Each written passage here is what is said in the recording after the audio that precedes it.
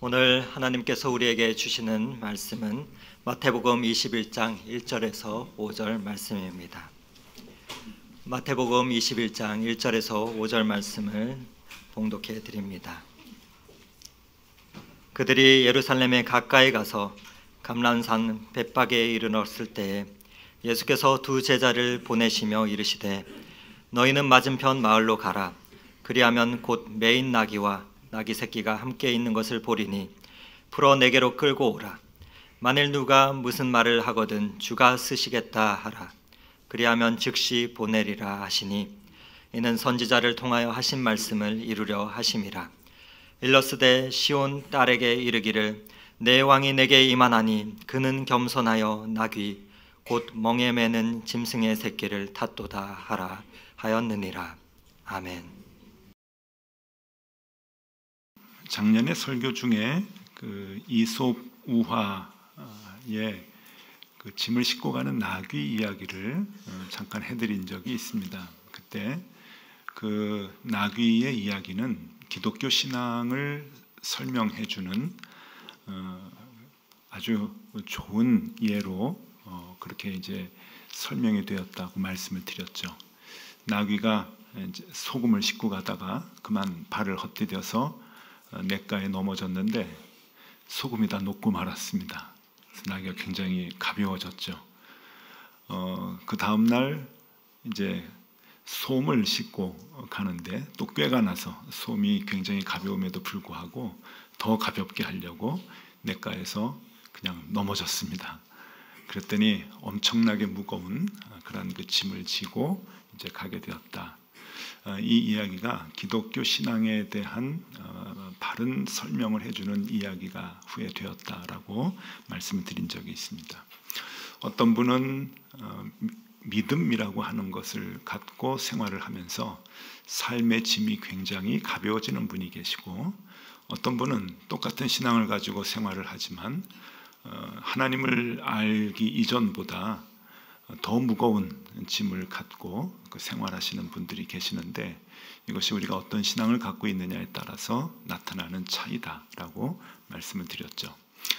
앤소니 드 밀러라고 하는 그 신앙을 많이 얘기하는 그런 그 분이 쓴 신앙에 대한 책이 있는데, 거기에 소금 인형과 바다라고 하는 이야기가 나옵니다.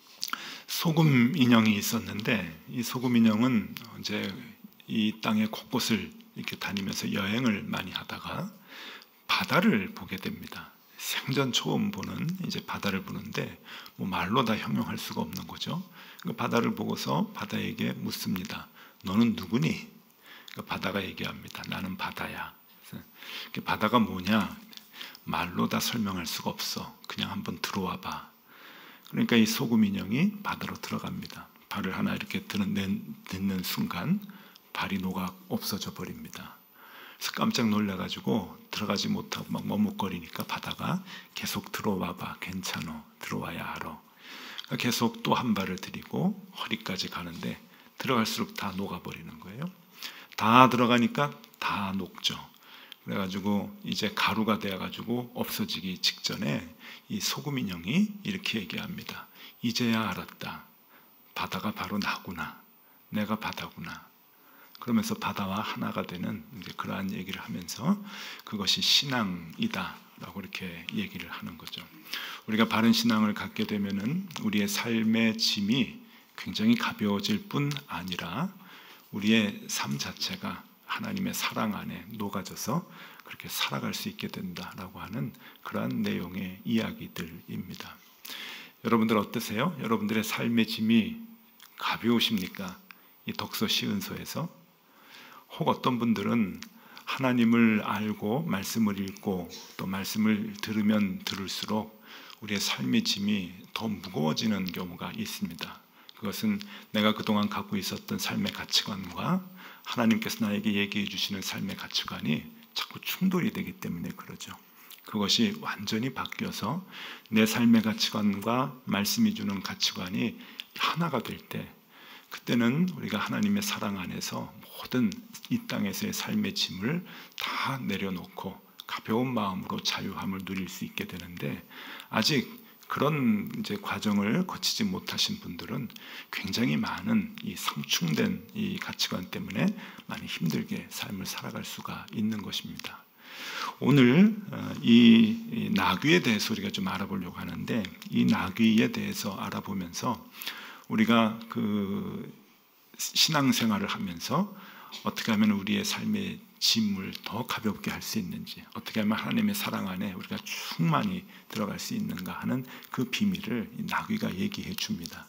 그래서 이 말씀 속에서 이 나귀의 비밀을 우리가 한번 살펴보면 좋겠다 생각합니다. 사순절 5번째 주입니다. 사순절이 다 6번째 이제 주일이 지나는데 막바지이죠. 이 막바지에 들어가면서 예수님의 행적을 쫓아가게 되면은 예수님이 여리고에 계시다가 이제 산 위로 올라가시는 거죠. 그래서 지난주에 얘기했던 우리 베다니라고 하는 마을에서 한 주간 계셨고, 그리고 이제 또 예루살렘 이제 거진 다 왔습니다. 예루살렘 오면서 바로 예루살렘 옆에 골짜기에 있었던 벳바게라고 하는 마을로 가게 됩니다.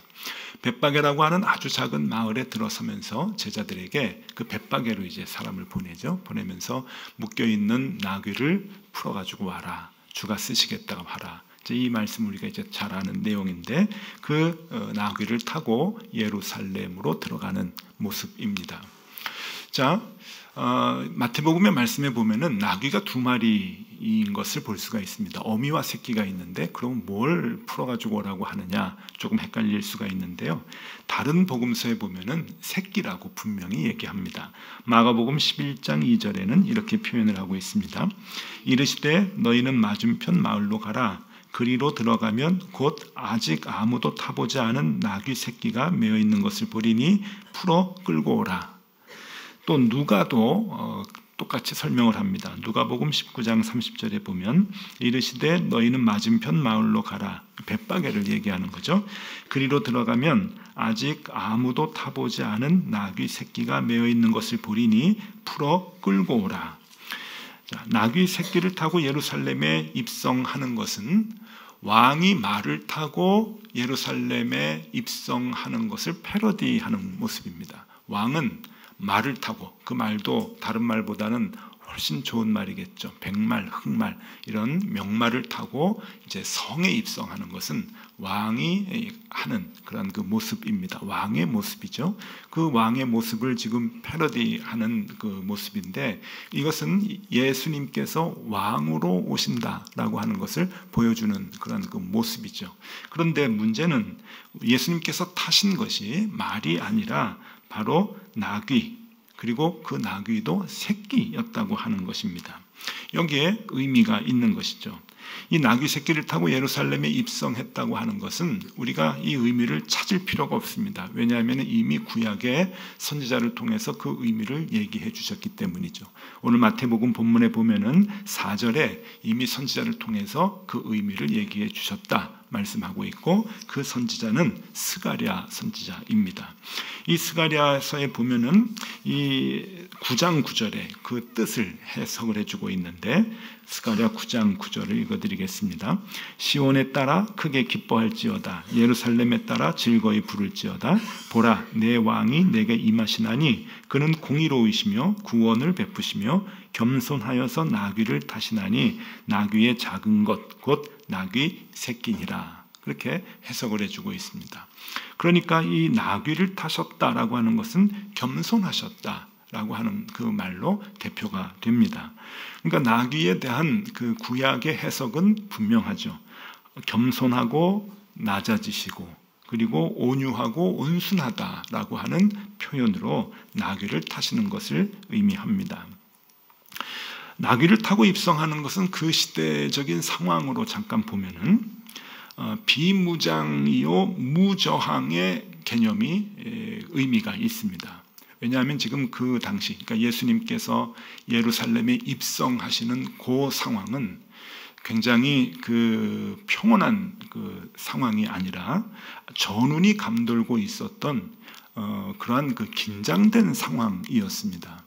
왜냐하면은 이스라엘 사람들은 로마 제국, 그러니까 자기들을 지배하고 있는 로마 제국에 대해서 불만을 많이 갖고 있었고, 그 불만이 이제 사람들에게 전달이 돼가지고 많은 민중들이 이제 기회만 잡히면은 봉기를 이제 들려고 하는 그러한 상황이었습니다. 그래서 그 민중들이 지도자로 삼은 것이 두 사람이었는데, 한 사람이 세례 요한이었고 한 사람이 나중에 나타난 예수님이셨습니다. 그래서 이 세례 요한을 중심으로 사람들이 모이고 예수님을 중심으로 사람들이 모이면서 이분들이면은 이스라엘이 독립할 수 있겠다라고 하는 꿈을 조금씩 갖게 되었던 것이죠. 그래서 그 이스라엘을, 유대 땅을 지배하고 있었던 지도자들이 요주의 인물로 세례 요한과 예수님을 지켜보고 있다가 세례 요한은 이제 목을 베서 죽이게 되죠. 그래서 한 사람을 제거합니다.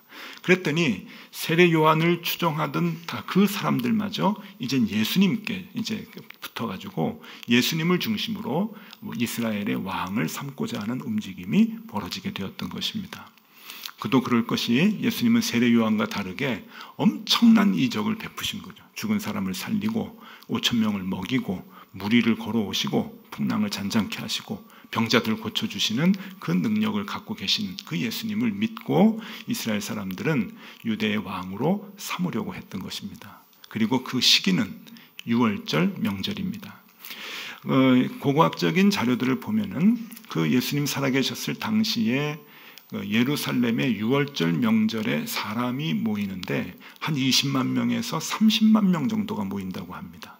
그러니까 그 좁은 공간에 전국에서 몰려든 유대인들이 어마어마하게 이제 제사를 지내기 위해서 명절에 예루살렘에 오게 되는데, 그냥 이렇게 치안이나 질서를 유지하기도 쉽지 않은 그런 그 인파들이 몰리는 상황에서 예수님을 이스라엘 왕으로 이제 세우기 위해서 그 많은 사람들이 예수님을 쫓아서 예루살렘으로 들어온다라고 하는 것은 굉장히 큰 비상의 그 상황이라고 하는 것이죠. 그래서 그 정권을 잡고 있었던, 그 정치의 중심지였던 이 예루살렘에서 정권을 잡고 있었던 헤롯 왕과 그리고 빌라도의 입장에서는 아주 긴장하는 상황이 바로 그 상황이었습니다. 이럴 때 예수님이 말을 타고 예루살렘에 입성을 했다고 한다면은 기다리던 로마 군인들의 저항과 대응에 의해서 큰 충돌이 일어났었을 것입니다. 그러면 밀란과 함께 엄청난 인명 피해를 피할 수 없는 상황이 될 텐데, 그때 예수님께서는 나귀를 선택해서 예루살렘으로 들어가시게 됩니다. 그러니까 말에 비해서 이 나귀, 그것도 새끼라고 하는 것은 그만큼 비무장하고 있다, 그리고 무저항의 개념을 외형적으로 보여주는 것이죠. 그래서 예루살렘으로 입성을 하게 됩니다. 이 상황을 보고 어떤 사람들은 이렇게 얘기합니다. 예수님께서 예루살렘으로 들어가시기 위한 아주 탁월한 방법을 선택을 하셨다라고 얘기를 하지만, 그것만 그 의미가 부여되는 것은 아닙니다. 왜 예수님께서 말이 아닌 나귀를 타고, 그것도 새끼를 타고 예루살렘으로 입성을 하셨는가? 여기에는 하나님께서 우리에게 보여주시는 메시지가 있는데, 그것은 겸손하고 낮아져야 하고 온유하고 온순한 삶의 모습을 우리들이 가져야 한다라고 하는 것을 보여줍니다. 즉, 한 단계 들어가서 해석을 하게 되면은 사람의 방법과 하나님의 방법은 다르다라고 하는 것을 얘기해 주는 것입니다. 여러분, 우리가 무슨 일을 이루기 위해서 방법을 취할 때 하나님의 방법과 사람의 방법은 다르다라고 하는 것이죠. 하나님께서 이 땅에서 예수님을 통해서 이루고자 하는 그 일들을 사람들이 생각하는 방법과 하나님이 생각하는 방법은 엄청나게 큰 차이가 있었다고 하는 거예요. 사람들은 왕으로 오시는 예수님, 힘을 갖고 오시는 예수님, 남들을 물리치는 예수님, 그 예수님을 기대하고 있었지만은 예수님은 의외로 나귀를 타고, 새끼 나귀를 타고 아무 힘 없이 예루살렘에 들어가셨다라고 하는 것입니다. 사람들은 외형적인 것을 중요하게 생각하지만 하나님은 그것을 중요하게 생각하지 않는다고 하는 겁니다. 지금껏 목회를 하면서 많은 교인들을 만났는데요.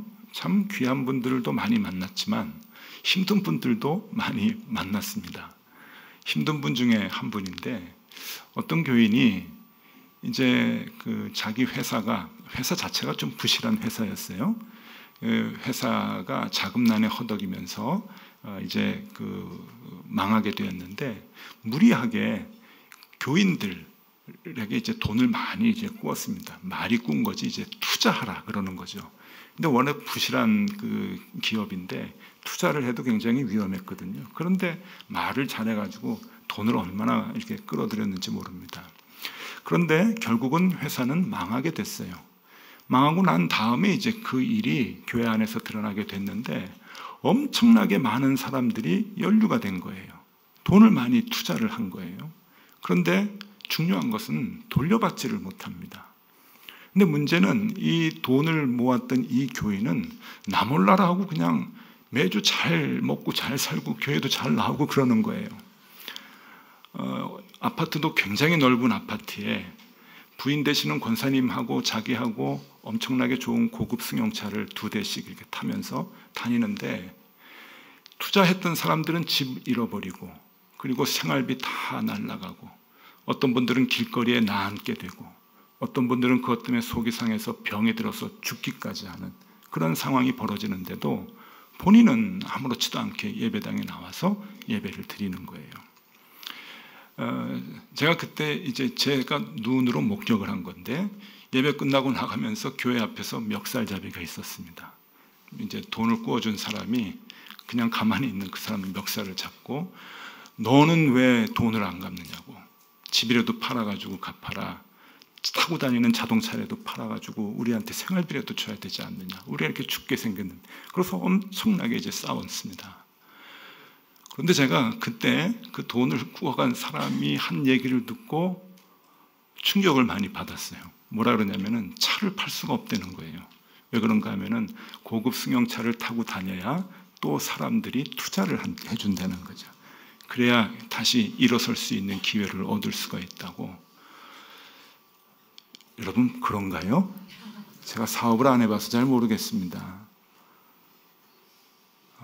간혹 목사님들은 좋은 승용차를 타고 다녀야 부자들한테 헌금을 좀 받을 수 있다고 뭐 그런 얘기들은 하는데 그게 맞는 말인지 잘 모르겠어요.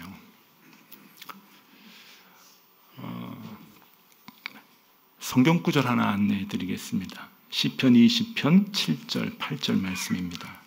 마음에 새기시면 좋겠습니다. 어떤 사람은 병거 어떤 사람은 말을 의지하나 우리는 여호와 우리 하나님의 이름을 자랑하리로다. 그들은 비틀거리며 엎드려지고 우리는 일어나 바로 서도다. 여러분 그리스도인의 정체성을 얘기해 주는 말씀입니다. 병거를 의지하고 사람의 말, 좋은 말 타고 다니는 그것을 의지하는 사람은 비틀거리고 나중에 엎어진다. 그러나 여호와 하나님의 이름을 자랑하는 사람들은 일어나 바로 설 것이다. 그것이 우리의 신앙, 우리의 믿음이 되어야 할 것이다 라고 다윗은 우리에게 가르쳐주고 있습니다. 하나님은 말과 병거를 의지하는 것을 좋아하지 않으십니다.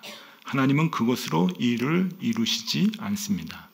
사람들은 좋은 말을 타야 인정을 받고 힘을 얻는다고 생각을 하지만 하나님은 그렇지 않습니다. 하나님의 일을 이루시는 방법은 하나님을 의지하는 것 하나뿐입니다. 그래서 여러분 말을 타지 말고 나귀 새끼를 타라고 하는 것은 우리가 타고 다니는 것을 좀 겸손하게 해야 된다라고 하는 말이 아닙니다. 그런 얘기가 아니라 외형적인 것, 세상적인 것을 의지하지 말라는 것입니다. 오직 여호와 하나님을 우리의 힘으로 삼고 우리가 모든 일들을 계획하고 이루려 할 때 그 하나님을 의지하고 해야 한다고 하는 것을 말씀해 주고 있는 것입니다. 예레미야서 17장 5절에서 8절의 말씀, 예레미야 선지자가 이렇게 얘기합니다. 여호와께서 이와 같이 말씀하시느니라. 무릇 사람을 믿으며 육신으로 그의 힘을 삼고 마음이 여호와에게서 떠난 그 사람은 저주를 받을 것이라.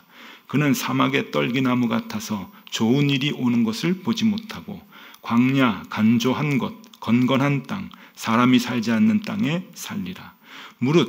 그러나 무릇 여호와를 의지하며 여호와를 의뢰하는 그 사람은 복을 받을 것이라.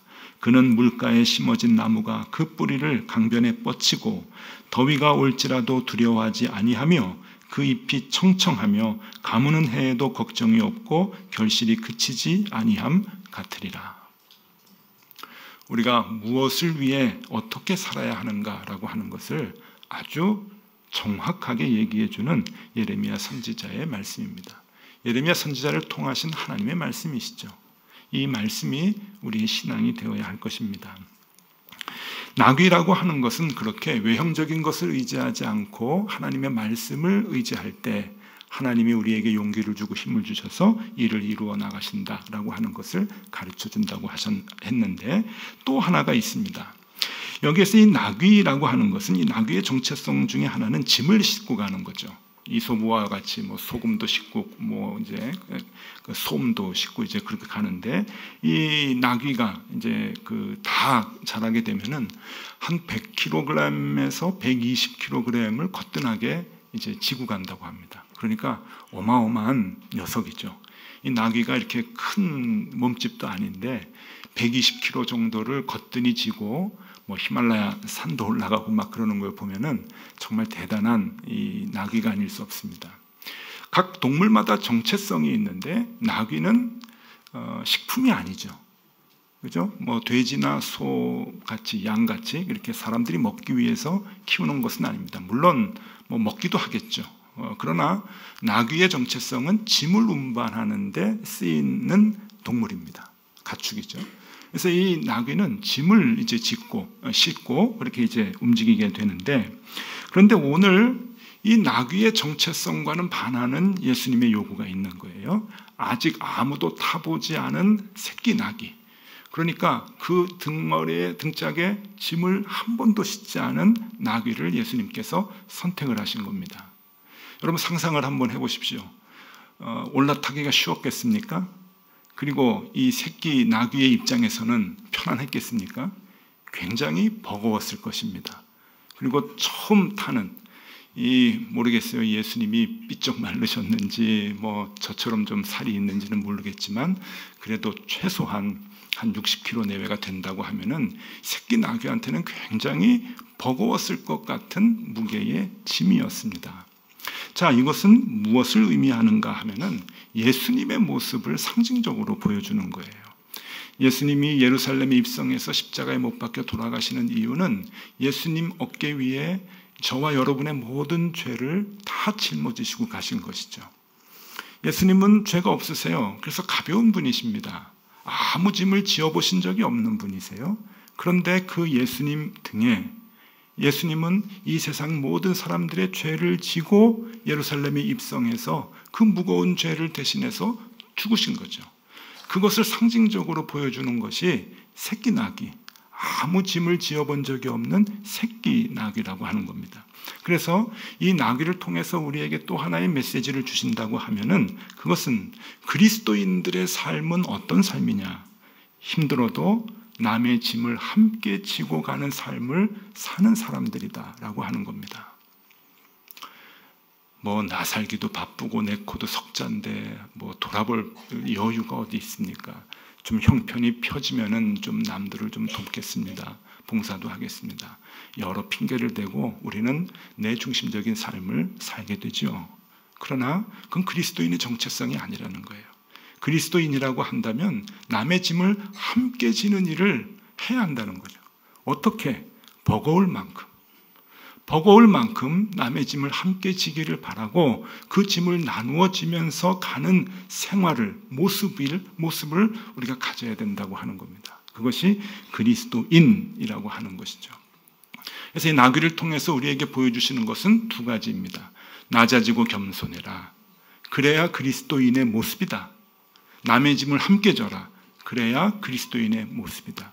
그렇게 살아갈 때 그 안에 하나님께서 함께 하셔서 우리가 이 땅을 살아가면서 그리스도의 향기가 발해지고 더 나아가서 하나님께서 원하시는 일들을 이룰 수 있게 된다고 하는 것이죠. 아무리 내가 계획을 하고 내가 애를 써도 우리는 이 땅에서 일을 이루어 나가기는 어려운 존재들입니다. 힘들죠. 또 이루었다고 해도 불완전하지요.